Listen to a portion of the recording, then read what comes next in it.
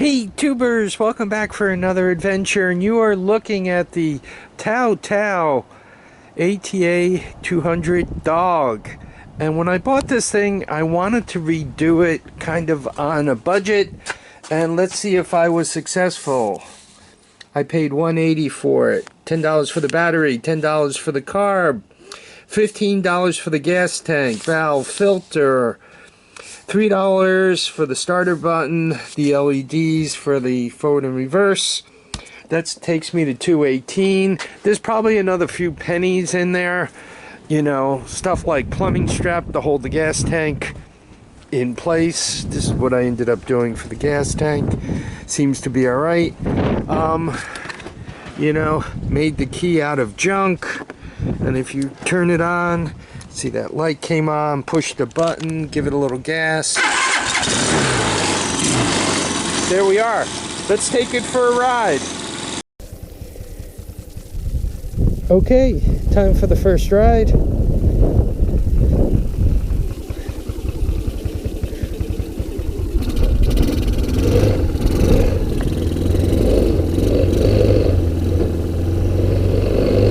I gotta remember to use the hand clutch.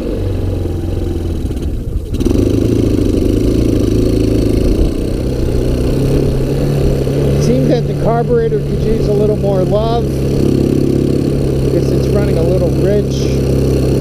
I don't have an air filter on it yet. I'm still in the experimental stage. Sorry about the wind.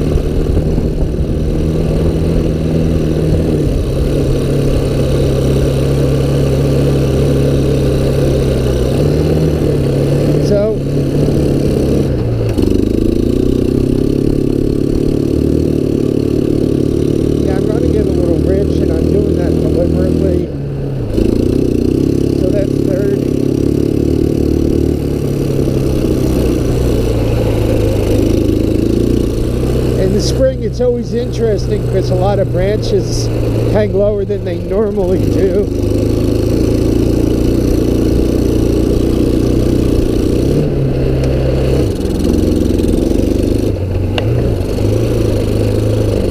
Yeah, I got to get used to the shifter. One of you guys wrote in and said these shifters are horrible.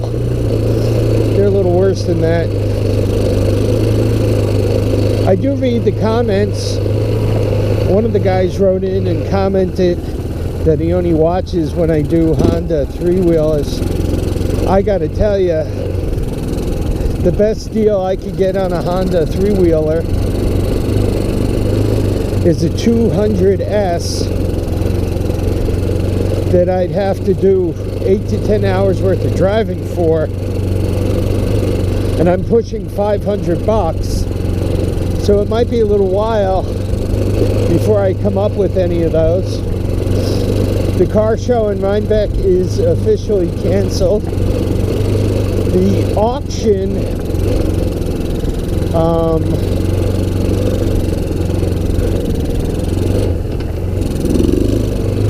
just took it down another gear. The auction in Hudson is postponed until August. I'm not sure what our friends at Stormville are doing yet. Little target practice,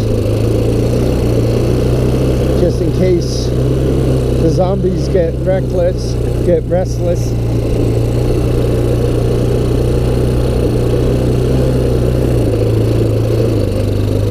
Yeah, that was one comment that came in. I always get a lot of comments on the electrical stuff. I'm thinking of doing another video. I don't know, I think I'll call it Simplifying All-Terrain Vehicle CDI Systems or something. I think if I break it into individual circuits, like I did with this thing, it'll be easier to get people a little bit of understanding. I don't know, am I gonna fit? almost fit.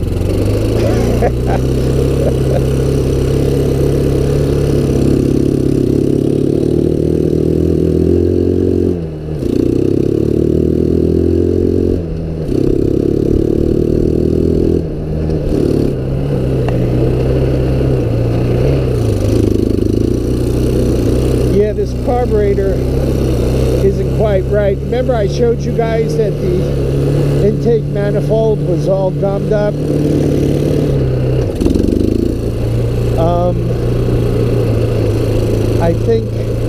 I think I might have a vacuum leak there, which is why they gummed it up.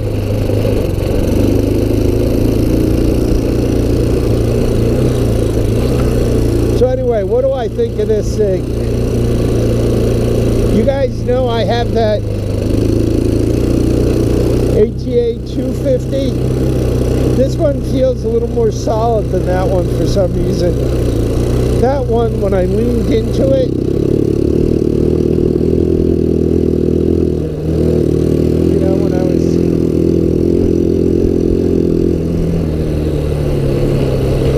yeah, this one isn't winding up as well, but when I would lean into it hard,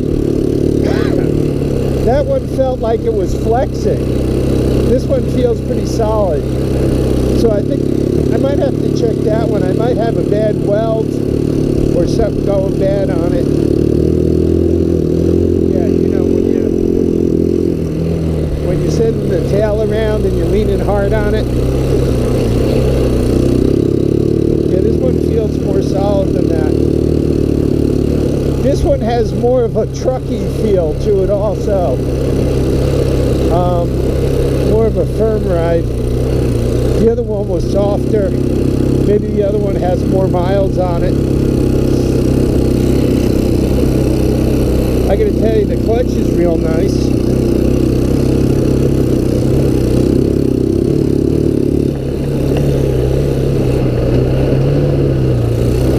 Generally speaking, I'm really not one for a hand clutch because mostly I ride off-road. Sometimes a hand clutch is a pain in the neck when you do that. You get into tight technicals. You got to kind of be feathering the clutch while you're getting around turns. Like when I'm about to go onto this branch, it's a little scary. Like if I get hung up in this, I got to make sure that I can get that clutch squeezed in, or I can guillotine myself. Where with a automatic clutch, you just let go of the gas and the thing hopefully stops. There's a couple of trails I want to extend, like that one. I don't know if how well I showed it to you. That trail coming up to Calvin's Corners from the back way in.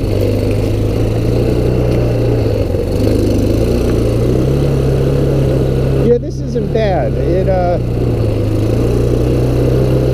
first gear is low enough. Yeah, I think that trail will break in like right around here. Right around the corner here. I think that tree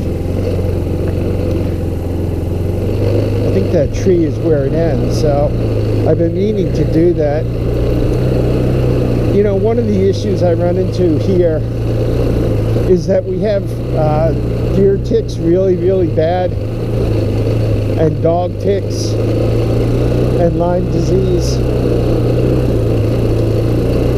And that Lyme disease,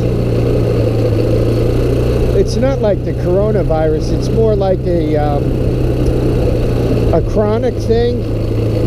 You know, you just don't feel well. I mean, perhaps not even sick enough to go to the doctor, but you don't feel well for a long period of time, and then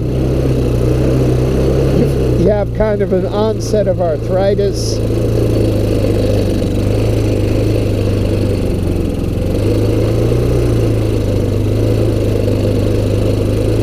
And you know, after you have all kinds of troubles, the doctor will say, oh, you realize you have Lyme disease? Yeah, I think this has an intake manifold. I also didn't put that much gas in it. Once again, I'm still at the experimental stage. Yeah, if I had to guess, I probably just ran it out of gas. I hate when that happens. Yep, ran it right out of gas. Old Harvey's got to walk. So anyway, walk and talk, eh? I guess I could push it. I'm not feeling it. Anyway, I hope you guys enjoyed the ride. It smells like a dead skunk. I don't know if something... I do have plenty of skunk around here. So I don't know if a fox set off a skunk. And, you know, once that kind of gets into the leaves and all... I hope the fox whacked the skunk. I have no use for skunk. You know, just what I need to do, startle one of those and get a good spraying. Oh, I might as well talk while the camera's on. Give it a couple of minutes. It's interesting. Been walking around the neighborhood more. My son's up. And while doing that, you notice things. You meet the neighbors. Some people you've lived next to for 10 years. And you, other than waving and, you know, Christmas basket perhaps, you really don't interact too much. So that's been interesting. But one thing that really has been interesting, I got this burgundy SUV where a guy, I don't know, he's older than me, maybe late 60s, 70. He drives around just looking at everything, and he goes up and down the road. And his car doesn't belong on my road, so I don't know what the hell he's up to.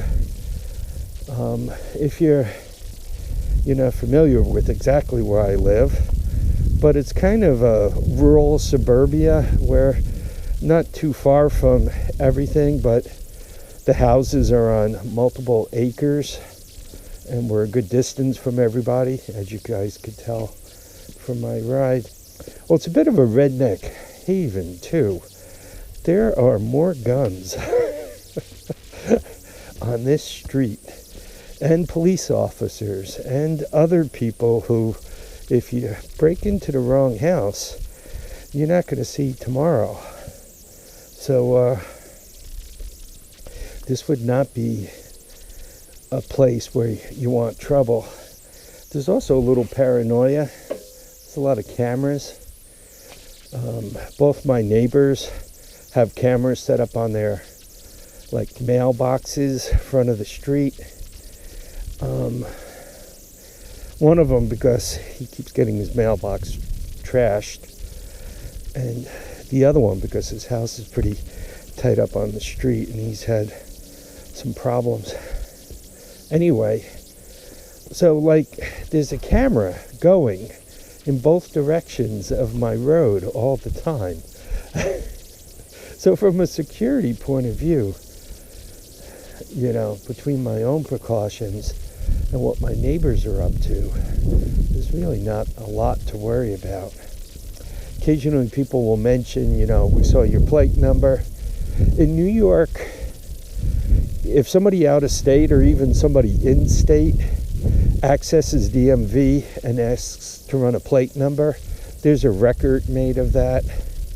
So if there's ever a problem, you know, back to the police neighbors, I would say, hey, you know, an all-terrain vehicle was taken. I have this channel. Somebody might have got my plate number off of it and might have known to come here. You know, New York State registers logs who checks DMV records. So that's a pretty cool thing. So I'm going to throw some gas in this thing, start it up, and I forgot to turn it off. I could see the little light still sitting on. Anyway, guys, I really want to thank you all for dropping by to watch, comment, and subscribe. Please remember to keep your feet down, your heads up, and enjoy each and every day. Even if you got to kind of stay home and behave yourself, you know, go clean up the garage. It needs it. Bye now.